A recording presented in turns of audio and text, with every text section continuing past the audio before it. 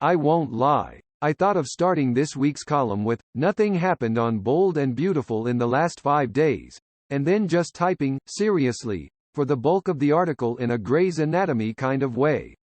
But everything changed when Friday's program aired.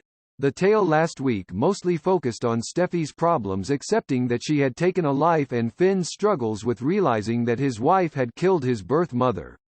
There was a noticeable, although rather unsettling, change in the storytelling this week. While Finn was having visions of his dead mother lying in a pool of blood, Steffi took care of her husband, holding his tears and giving him comfort. Naturally, we're laying the groundwork for a scene in which Liam, who has been circling Steffi like a buzzard for months, approaches for the kill and Finn pushes her away. Even though I've said it time and time again that I want Liam to remain far, far away from Steffi, I have to admit that this week I was kind of cheering for him. Why? Because it makes no sense at all for Finn to be crying over the woman who attempted to kill him, Steffi, Lee, and half of the cast throughout the years. Although I don't particularly like Ridge's usually direct, "move on" demeanor, I agree with Finn. Move on. It is your responsibility to assist Steffi, not the other way around. Naturally, there's a really simple fix for all of this. I saw the film The Amityville Horror many years ago. It was, of course, based on a fabled true incident. How much of that haunting would you have put up with before leaving? Was a topic that almost everyone who watched it subsequently had with one another. The simplest way to describe how I felt was to quote my cousin, "When the house tells you to get out, you get out." And that's exactly the message that Steffi and Finn's house is giving them right now. And, you know, this comes up a problem with both Young and Restless and its sister soap opera, Bold and Beautiful. They want to portray their characters as these wealthy, powerful people with private jets and mansions, but they won't let them act like real people. Really, why on earth haven't Steffi and Finn moved out of their murderous home? Visit a posh hotel. Visit Grandpa's estate. Alternatively, and this is a wild notion, get a new home. Sincerely, I wish soap operas gave more attention to regular people rather than wealthy folks. It's one of the reasons I've grown so enamored with the English soap opera EastEnders, which has remarkably contemporary plotlines and characters that American soap opera writers would never try in 1,000 years. This is how Americans can see the show. Hope and Thomas had a cute, romantic, and enjoyable meal together. However, I would advise him to refrain from stating things like, "I've been thinking about our history." Tommy boy, you might not want Hope or anyone else to think of some horrible things that are back there. Naturally, Thomas means Rome in general and this precise moment in particular, since this is Bold and Beautiful, a show that frequently has characters overlook anything that happens to be inconvenient to the tale as it is now being told. That sounds like a really great memory to be thinking back on at first glance. Actually, though, it was the first time Hope had ever kissed a man other than her spouse. It's a sequence that also made a lot of us realize that Hope is obviously having problems. Does she has more than one personality? Was this only an instance of weakness? You know, the queries that the show has never truly attempted to address.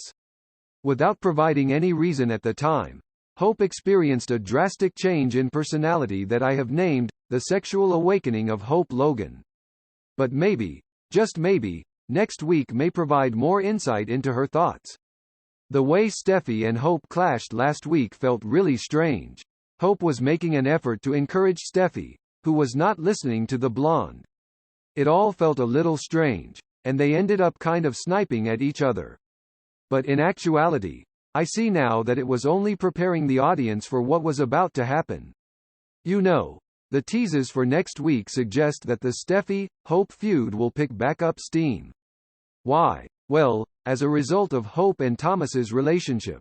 It seems safe to infer that Hope will refuse to accept the ring on her finger the following week, given that the program on Friday concluded with Thomas asking her to become his bride once more.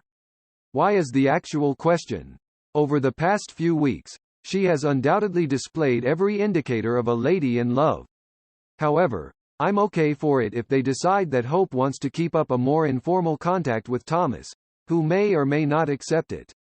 Too often, this soap opera follows a rigid moral code in which there are only two choices: staying single or running down the aisle. Should Hope be heard saying, "You know what? I tried getting married to Liam, but that didn't turn out too well. I'm content with the current state of affairs," I would wholeheartedly agree. I understand Luna's curiosity about her father. However, was it not strange to anyone else that she abruptly insisted that Poppy reveal her fatherhood because of, in order for her to discuss the night she spent sleeping with Zende with the unknown man? I'm compelled to feel sorry for Poppy. It's obvious that she raised Luna admirably, and it's not like she gave her kid those special mints on purpose. I still don't understand how Luna didn't realize that she had taken her mother's medications, as I'm sure they weren't in the same packaging. However, the program could have easily explained this away by having Poppy subsequently give Luna one of her own and Luna remarking on her mom's adorable mint case. If someone would have stopped to ask, "Hey, how do we get from here to there in a way which makes sense?" instead of just ignoring logic, I swear, half of my problems with this show could be resolved so easy. I didn't anticipate, though, that Poppy would knock on Finn's door at the end of the week and tell him she needed to talk to him. Why? Due to Luna's inquiries into her father. In the past, there have been a few insinuations, at least for this particular show, that Finn could be Luna's father, but most fans have dismissed them as baseless conjecture.